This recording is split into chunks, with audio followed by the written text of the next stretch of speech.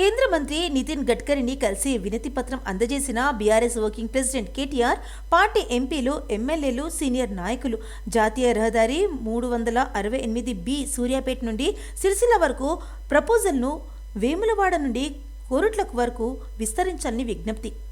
విస్తరణ వల్ల ఈ రహదారి వెంబడి ఉన్న తెలంగాణలోని ప్రముఖ దేవాలయాలు వేములవాడ, కొండగట్టు, ధర్మపురి మరింత అనుసంధానమవుతాయి.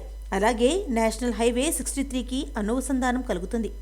గతంలోనే ఈ ప్రతిపాదనలు చేసిన మాజీ ముఖ్యమంత్రి కేసీఆర్ మానేరు నదిపై రోడ్డు కమ్ రైల్ బ్రిడ్జి నిర్మించాలని గడ్కరీని కోరిన కేటీఆర్ బృందం ఈ ప్రతిపాదనలు చాలా కాలంగా పెండింగ్లో ఉన్నాయని కేంద్ర మంత్రికి తెలియజేసిన బీఆర్ఎస్ ప్రతినిధులు.